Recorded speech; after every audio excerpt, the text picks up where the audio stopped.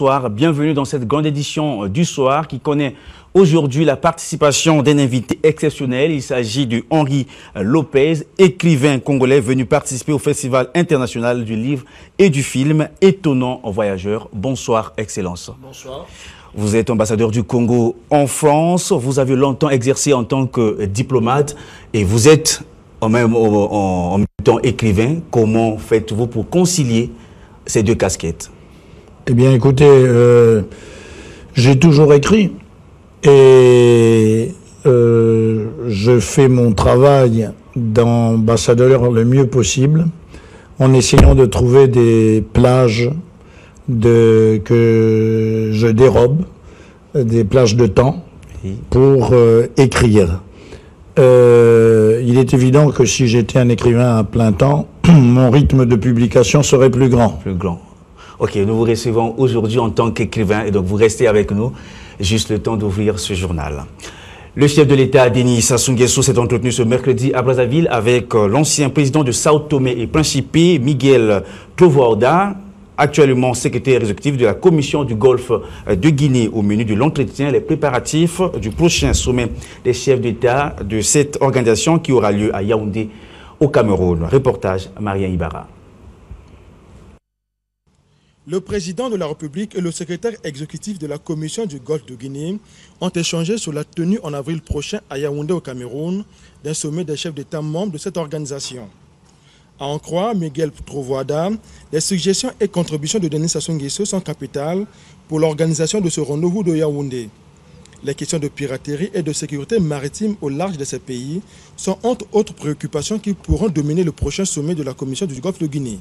Notre sous-région, l'Afrique centrale, connaît d'énormes problèmes, mais particulièrement nous avons parlé de la question de piraterie, des questions qui concernent la sécurité maritime devant la main armée. On va exactement analyser à fond cette question dans le cadre des résolutions des Nations Unies du Conseil de sécurité sur la piraterie dans le Golfe de Guinée et voir si on peut bâtir une stratégie globale et intégrée de combat à la piraterie et au vol aux mains armées.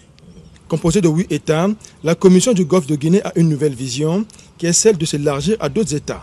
La Commission du Golfe de Guinée est une organisation aujourd'hui qui comprend 8 États membres, mais le Golfe de Guinée lui-même, dans une conception tout à fait géographique, s'étend bien au-delà des États membres. Donc il y a l'idée d'élargir notre commission par des États qui ont déjà manifesté le souhait d'intégrer l'organisation et voir si effectivement on peut avoir une stratégie qui touche à l'ensemble de ces pays. A noter que Luanda, la capitale angolaise, abrite le siège de cette organisation créée en novembre 1999. Au nombre des missions que s'assigne la Commission du Golfe de Guinée, il y a la prévention, la gestion et le règlement des conflits éventuels liés à l'exploitation des ressources naturelles dans les zones frontalières et aux limites des zones économiques exclusives des États membres. La deuxième journée mondiale de la radio a été célébrée ce mercredi et le Congo n'est pas resté en marge de cet événement. Un atelier a été à cet effet organisé au Centre national de radio et de télévision à Kombo. Marie-France Lucia Mabundu pour le reportage. Au cours de cette cérémonie, 3 allocutions ont été prononcées du haut de la tribune, au nombre desquelles celle prononcée par le représentant de l'UNESCO au Congo, celui-ci rendant public le message de la directrice générale de l'UNESCO, dans lequel elle a mis en exergue l'importance de la radio. La radio a mis à profit la révolution numérique pour augmenter sa puissance et sa portée. Partout dans le monde, les coûts de diffusion sont en baisse, tandis que le nombre de stations de radio ne cesse d'augmenter. Des journalistes citoyens et des médias communautaires utilisent des stations en ligne pour donner la parole à ceux que l'on entend rarement. Plus que jamais, la radio reste une force de transformation sociale parce qu'elle permet de partager le savoir et offre une plateforme de débat inclusif. Pour le ministre de la Communication, la célébration de cette journée, la deuxième du genre, est une occasion pour les décideurs et les professionnels de la communication et des médias de fixer les esprits sur la compréhension de la formation et de l'éducation des citoyens. Bienvenue au Kémi. Cette deuxième journée mondiale de la radio doit de ce fait nous amener à nous arrêter un instant. Nous arrêter un instant pour réfléchir aux modalités futures de structuration de nos programmes. La question a été posée tout à l'heure. les réponses sont à venir, relativement bien sûr aux équilibres et aux dosages nécessaires entre les préférences des professionnels des médias et celles des consommateurs, entre les catégories de programmes, entre les langues d'usage, entre les cibles, entre les taux d'importation et les productions locales. À noter que cette journée mondiale de la radio a été approuvée en 2012 par l'Assemblée générale des Nations unies, faisant suite de la résolution de 2011 de la Conférence générale de l'UNESCO. En rapport avec cette journée, le gouvernement, par le biais du ministère de la Communication, a rendu public un message. Dans celui-ci, le gouvernement a mis en exergue la place qu'occupent les médias de masse dans le développement du Congo. Alain, bienvenue au Kémy. Le gouvernement congolais, pour ce qui le concerne, avait longtemps compris, sous la houlette du président de la République, son Excellence M. Denis Sassou Nguesso, la place capitale des médias de masse dans le développement de notre pays et dans les alternatives importantes qu'ils offrent pour le changement social forcément progressif. C'est la raison pour laquelle, tout au long de cette dernière décennie, des investissements importants ont été consentis dans les infrastructures et les équipements de la communication, afin de permettre à nos concitoyens de s'engager pleinement dans leur siècle, dans leur époque, en leur donnant des outils intellectuels visant à mieux saisir le monde dans lequel ils vivent. Autre volet de l'actualité, des questions relatives à la sécurité étaient hier au centre d'une réunion présidée par Jean-Dominique Okemba, secrétaire général du Conseil national de sécurité, qu'a choisi la ville d'Oyo dans le département de la Cuvette centrale. Zobeline Zangoy de la présidence. Dans le cadre des descentes ordinaires qu'il effectue à travers le pays dans le but de consolider les acquis en matière de sécurité, le vice-amiral Jean-Dominique Okemba, secrétaire général du Conseil national de sécurité, a séjourné à Oyo dans le département de la Cuvette du 11 au 12 février dernier. Là-bas, le ministre délégué, conseiller spécial du président de la République, a rappelé que la paix, comme chacun le sait, demeure le credo cher au chef de l'État Denis Sassou Nguesso. Aussi, chaque Congolais devrait-il en faire son ultime préoccupation, quel que soit son rang social. Mettant à profit la séance de travail qu'il a eue avec les responsables de l'administration et des services de sécurité dans les localités d'Olombo, Oyo et Tikapika, le secrétaire général du Conseil national de sécurité a exhorté l'ensemble des populations à sauvegarder les valeurs de paix, de sécurité afin que règne toujours la sérénité, gage de quiétude pour tous. Ainsi, les structures en charge de la sécurité devront veiller sans relâche à ce que les actes d'incivisme de quelque forme qu'ils soient ne figurent pas dans le quotidien des citoyens. Personne n'a le droit, a-t-il martelé, au nom d'un quelconque prétexte fallacieux, de perturber l'ordre. Tout le monde sait que la paix et la sécurité pour tous, à quelques endroits que ce soit du territoire national, sont les credos chers à son Excellence, Monsieur le Président de la République, chef de l'État. Les acteurs au service de la sauvegarde de ces hautes valeurs que vous êtes, que nous sommes, devrions nous appliquer tous les jours par un savoir-faire appris pour garantir à chacun et à tous une quiétude de tous les instants. Directement, en ce qui concerne les animateurs des structures de sécurité dans les agglomérations du département, indirectement ou plus globalement, chacun de nous a quelque poste de responsabilité qui est le sien dans la chaîne de commandement, se voit interpellé. A rappelé qu'Oyo est l'une des étapes d'une série de missions de travail du secrétaire général du Conseil national de sécurité dans tous les départements du pays. De même, le secrétaire général du Conseil national de sécurité a saisi cette occasion pour appeler les responsables administratifs et militaires à faire valoir l'ordre dans le département suivi. La vente de carburant à des endroits illicites, avec ou sans la complicité des pompistes, occasionne des pénuries délibérées aux stations de service. il nous revient de restaurer l'autorité de l'État sur l'étendue du département pour faire valoir l'existence des services que nous sommes, car nous n'existons pas pour être, mais bien sûr pour faire. Il n'est pas rare de constater que certains d'entre nous quittons nos postes de travail sans permission pour préférer les déambulations dans les rues et le bruit de Brazzaville. Cette façon de faire désole.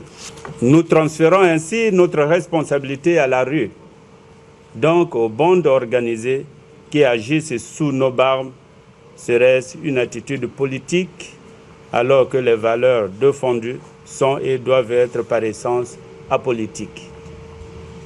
Cette réunion que nous sommes venus organiser avec vous voudrait être à la fois un cri d'alarme vis-à-vis de ces désordres et aussi une occasion d'entrevoir les pistes de solutions pour que l'ordre, la paix et la sécurité des biens et des personnes règnent dans cette partie du territoire national. Nous devons, en tant que service de sécurité, prendre le taureau par les cornes par la mise en œuvre de toutes les politiques qui existent en matière d'immigration. Revenons à Brazzaville. Le Parti congolais du travail, sous la direction de son secrétaire général Pierre Ngolo, s'est entretenu cet après-midi dans la capitale avec les partis du centre. Objectif, faire le tour d'horizon des questions d'actualité de la vie politique nationale. Le reportage est signé Guy Blaise de Sidou. Après moult rencontres avec ses alliés, le Parti congolais du travail s'est entretenu avec les partis du centre, ce dans le but d'examiner les questions relatives à la vie politique nationale. Valère Mabiala Mapa, porte-parole des partis du centre. Nous avons échangé avec beaucoup de franchise, avec beaucoup de sincérité, et nous nous sommes compris et nous pensons que nous allons aborder les enjeux futurs avec beaucoup de sérénité, avec beaucoup de tranquillité et aussi avec beaucoup de responsabilité telles que attend le peuple congolais dans son ensemble. Concernant le dialogue prôné par le président de la République, abordé aussi au cours de cette rencontre, Valère Mabiala Mapa s'est exprimé en ces termes. Il s'agit donc d'une rencontre politique de très haut niveau qui a rassemblé les dirigeants du Parti congolais du travail et de l'ensemble de l'espace centriste du Congo. Il s'agit donc pour les deux partis de faire un tour d'horizon de la situation nationale, la situation politique nationale, avec en toile de fond le dialogue politique qui pointe à l'horizon et qui a été suggéré de la manière la plus responsable par son Excellence, Monsieur le Président de la République, et qui a bien énoncé que le Congo est un pays du dialogue permanent. Toujours dans la perspective de ces rencontres, le PCD s'entretiendra demain avec le Mouvement pour la solidarité et le développement MSD de René-Serge Blanchard-Oba. L'institution Saint-François d'Assise de Makabadilou va en guerre contre le VIH-Sida. Elle organise depuis ce matin une campagne de sensibilisation sur la maladie. Objectif visé, permettre aux élèves de cet établissement scolaire d'acquérir des connaissances sur cette pandémie. Le reportage est signé Jean de Paris-Bantimbalio. Pour cette première journée, les élèves du secondaire de l'institution Saint-François d'Assise ont eu droit à des séances de discussion et d'explication. Ceci afin de leur permettre de s'approprier des connaissances nécessaires sur le sida, puis voir comment s'en protéger, lutter contre l'ignorance et améliorer leur perception des risques. Les intervenants venus du Centre national de lutte contre le sida ont transmis des connaissances sur le sida et les MST à ces élèves, ce à travers des termes tels que qu'est-ce que le sida, comment ça se transmet et les jeunes et le sida dans le monde. Martin Yaba, membre du CNLS. L'école est une institution qui, dans le cadre de la lutte contre le sida, occupe une place importante. L'école forme, l'école participe également à votre intégration sociale et nous disons que à partir de l'école, on peut faire beaucoup de choses sur le VIH et le sida. À l'issue de ces échanges, quelques élèves ont ajouté un plus dans leur connaissance sur le sida, ont-ils dit. J'ai retenu déjà l'importance de se protéger. Je ne connaissais pas du tout la traduction de ce qui voulait dire sida et VIH, donc j'ai pu distinguer les différences. Et puis la prévention surtout, ça m'a appris beaucoup de choses sur la prévention, comment se protéger, savoir qu'on peut vivre avec surtout. C'est plus motivant pour ceux qui sont affectés, je pense. De nos jours, aborder la question sur le sida avec les adolescents paraît impérieux. Les informations clairement adaptées et actualisées sur cette maladie, ses modes de transmission et les moyens de prévention sont autant de dispositifs nécessaires pour faire face à cette pandémie. Et puis cette information, c'est aujourd'hui que débute le Festival international du livre et du film Étonnant Voyageur, un événement qui connaît la participation d'une centaine d'auteurs, cinéastes, musiciens venus des 4 coins du monde. C'est le Palais des Congrès qui accueille donc la cérémonie d'ouverture de cette rencontre culturelle avec à la clé un concert gratuit ouvert au grand public. Oliviane Bayanga. Ils sont nombreux à faire le déplacement de Brazzaville. Les invités, on les compte par centaines pour cette édition de l'étonnant voyageur que Brazzaville a l'insigne honneur d'abriter. Au nombre des participants venus d'ailleurs, l'Indien Tejpal Turunjit, l'Algérien Sansal Boualem, le Burkinabé Zongo Michel, le Belge Van Reybrouck David, le Quinois Fiston Nasser Mwanza, la Britannique Saro Wiwano, la Marocaine Kilan Leila, le Nigérian Abila Elon. Ils sont tous hommes de lettres, réalisateurs, comédiens, cinéastes ou autres. À eux s'ajoutent les nationaux ou artistes congolais et écrivains de la diaspora. En tête d'affiche, lui-même, le cofondateur du festival Étonnant Voyageur, Alema Bonkou, Emmanuel Dongala, Improdeus, Mbemba Achille, Bokiba André, Luc Akaevi, Émile Gonkama et bien plus encore. Le programme est établi selon le goût de chacun. Il est loin d'être ennuyeux. Rencontres littéraires, projections de films, ateliers, workshops, dédicaces, rencontres scolaires, expositions, contes, théâtre, slam et poésie. Bref, il y en a de tous les goûts. Et toutes ces activités se tiennent autour du thème de ce festival, l'Afrique qui vient. L'étonnant voyageur se veut être une manifestation spectaculaire d'une Afrique rassemblée dans la diversité des expressions. Né en 1990 par l'initiative de l'écrivain français Michel Lebris à Saint-Malo, le festival littéraire Étonnant voyageur s'inscrit dans la vision d'une littérature ouverte sur le monde, donnant ainsi le change face au courant jadis dominant en France.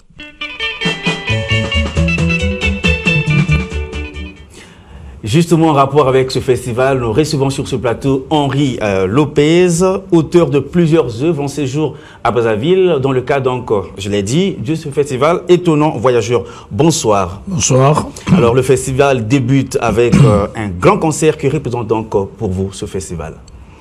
Écoutez, ce festival est extrêmement important. D'une part, comme vous l'avez dit, parce que il y a un grand nombre d'auteurs importants qui seront présents à Brazzaville.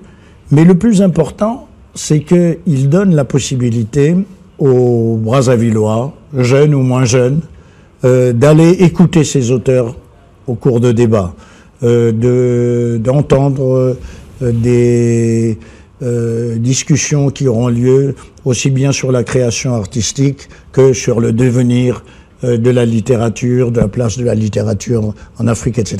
Et je crois que pour des lecteurs, pour un public, c'est une chance insigne, ainsi d'avoir parmi eux, de côtoyer, peut-être d'interroger un certain nombre d'écrivains. Alors l'événement existe depuis des années dans d'autres pays et il arrive pour la toute première fois pour cette édition, la 8e d'ailleurs, à Brazzaville. Vous, en tant qu'écrivain congolais, quel est le sentiment que vous ressentez? Écoutez, c'est beaucoup de fierté, en même temps beaucoup de responsabilité, dans la mesure où je ne suis pas là simplement en tant qu'écrivain, mais que j'ai aidé les organisateurs, dans la mesure du possible, à pouvoir travailler dans les meilleures conditions. Et je souhaite que les choses se passent bien. Vous l'avez dit, ce festival a été créé il y a pas mal d'années à Saint-Malo. Et comme c'est un festival de voyageurs, il fait des escales. À peu près une escale par continent. En Afrique, c'était Bamako. Et les organisateurs ont, pour des raisons pratiques, souhaité que ça se fasse ailleurs. Et ils nous ont posé la question. Et nous avons sauté sur l'occasion. Nos plus hautes autorités, à commencer par le président de la République, ont été heureux et se sont engagés à donner l'appui et toute la liberté d'action aux organisateurs pour que cet événement culturel puisse se dérouler dans les meilleures conditions, soit un succès et surtout qu'en bénéficie le public brazzavillois. C'est même le souhait de MNTV qui s'associe à l'événement. Alors, Henri Lopez, vous qui êtes auteur congolais, vous êtes à Brazzaville, votre contribution pour cet événement? Ma contribution, c'est ma présence. Oui. Et puis, c'est être derrière l'écran ou derrière la scène, dans les machines aussi, voir si tout marche bien. Ma contribution... Je vais dire ce que vous allez servir aux Congolais. Eh bien, je vais leur répondre aux questions qu'ils vont me poser sur les problèmes de l'écriture. Et je leur apporte mon dernier livre, qui certes a 1 an, qui s'appelle « Une enfant de Poto-Poto ». Et puis, dans l'anthologie qui est publiée à cette occasion, j'ai écrit aussi une petite nouvelle amusante qui prend la forme d'un dialogue entre un grand-père et sa petite-fille sur l'avenir de l'Afrique. Effectivement, vous avez déjà abordé la question. Une enfant de Poto-Poto, quel est le message que vous cachez ou vous voulez véhiculer à travers ce roman? Un écrivain n'apporte pas automatiquement des messages. Oui. Un écrivain pose des questions, se pose des questions et emmène le lecteur à se poser des questions. Si c'est bien fait, c'est déjà énorme. Parce que quand on se pose des questions, on change, on évolue, et c'est une des choses les plus précieuses pour avancer dans la vie. En définitive, quel est le message que l'étonnant voyageur va donc donner aux milliers de Congolais qui viendront en masse pour suivre donc ce festival? Moi, je crois que le message, c'est nous sommes à l'heure de l'Internet, des grands moyens de mass média comme la télévision, la radio, mais tout cela a besoin d'un support. Et le support le plus vieux, c'est l'écrit, l'écriture, le roman. Ne l'oubliez pas. Votre méditation, votre moment d'entrée en vous-même, c'est quand vous lisez. J'aime à répéter au point de ressasser la chose que prendre un livre, c'est comme faire sa prière. Ça sera donc votre message de fin, sauf si vous avez quelque chose à ajouter. Non, parce que je ne sais que répondre aux questions, bien souvent mal. Vous m'avez donné l'occasion de le faire. Je vous en remercie. Autrement, je pense que j'aurai l'occasion de dialoguer avec le public sur le site du festival à plusieurs manifestations. Ok, Henri Lopez, nous vous disons merci d'être passé sur ce plateau. C'est moi qui vous remercie. Ok. Nous poursuivons cette édition. C'est demain que sera célébrée la fête de la Saint-Valentin, autrement appelée la fête des amoureux. Et Brazzaville ne fait pas exception. Plusieurs banderoles annoncent l'événement et occupent les grandes artères de la capitale. Une équipe de nos reporters a fait la ronde de différentes artères. Et voici donc ce que nous propose Alexandre Fundou. Nous sommes mercredi 13 février 2013. Au carrefour de grandes artères de la ville capitale, il n'est pas rare de rencontrer différentes banderoles annonçant chacune d'elles des cérémonies vespérales liées au 14 février, jour de Saint-Valentin et de fête en amoureux. Fête qui sans nul doute laisse présager la vente inhabituelle des articles, selon Steve Ibarra, l'un des tenanciers de maisons de cadeaux. C'est le dernier jour avant les préparatifs de la Saint-Valentin. On reçoit quand même des clients qui viennent visiter, qui viennent acheter, qui viennent faire au moins des provisions pour leurs copains ou copines pour bien se manifester lors de la Saint-Valentin. Je peux dire chaque année la philosophie change. Chaque année il y a quand même un changement par rapport aux années précédentes et jusqu'à nos jours aujourd'hui. Cependant, à quelques heures seulement du 14 février, certains citoyens se déclarent être en réserve quant à la célébration de cette fête. Pour moi, je ne sais pas, je suis une étudiante, je ne considère pas ça tout. Pour moi, c'est des fêtes des mamans, hein. Pour ceux qui sont mariés, officiellement bien sûr. L'amour, c'est pas seulement jouer sur des fleurs, jouer sur des cadeaux, mais l'amour c'est profond. Et on est vraiment content qu'on soit aimé par quelqu'un, mais pas pour faire, disons, une hypocrisie. Du reste, le jour du 14 février de chaque année est considéré dans l'ensemble des pays dans le monde comme jour de fête en amoureux. Car au cours de sa célébration, différentes Valentines et Valentins s'offrent une nouvelle occasion de raviver leurs sentiments l'un envers l'autre. Un invité éclair dans cette édition, il s'agit de M. Nelson Sichugui, directeur général adjoint de la société Silicon, qui lance son nouveau produit. Bonsoir, monsieur. Bonsoir. Votre société va donc lancer un nouveau produit. De quoi s'agit-il exactement? Eh bien, à partir de demain, justement pour l'occasion de la Saint-Valentin, nous allons lancer un produit par rapport aux t-shirts personnalisés pour toutes les personnes qui veulent personnaliser un t-shirt pour leur amoureux, pour leur amoureuse, pour justement immortaliser cette journée-là. Pourquoi avez-vous seulement choisi la Saint-Valentin alors qu'il existe plusieurs événements au monde? Parce que tout simplement, il a cadré avec notre calendrier. Nous avions prévu de le lancer depuis l'année passée et nous nous sommes dit pourquoi pas le faire cette année au courant de la Saint-Valentin parce que c'est une fête assez spéciale et les gens, nous sommes sûrs qu'ils ont envie d'immortaliser ce moment-là, cette journée-là, puisque c'est quand même une journée importante. Et comme nous voulons avoir beaucoup plus de produits sur le marché, nous nous sommes dit c'est une occasion rêvée pour pouvoir le lancer. Alors, les marques existent dans la capitale ou encore à travers le monde. Qu'est-ce qui différencie donc votre nouveau produit avec ceux qui existent déjà sur le terrain? Eh bien, ce qui nous différencie, c'est que nous le lançons avec un slogan spécial. Cette année, nous nous sommes dit ça va être « Soyez votre propre marque ». Qu'est-ce que cela veut dire? Cela veut dire que vous allez désormais porter des t-shirts que vous avez créés. Vous-même, vous imaginez quelque chose avec ou sans votre photo, avec quelque chose que vous imaginez et nous matérialisons cette imagination-là sur un t-shirt, tout simplement. Nous utilisons des produits qui, justement, ne sont pas utilisés pour le moment sur Brazzaville, ce qui fait toute la différence. Par exemple, le Millard ou le Flex imprimable ou non imprimable, qui ne sont pas du tout utilisés pour le moment sur Brazzaville. C'est exceptionnel, je souhaiterais également le porter. Ce sera sans problème. Nous sommes déjà ouverts à partir de demain 8h30 pour recevoir tous ceux-là qui veulent un t-shirt au niveau de 10 maisons à nos sièges locaux.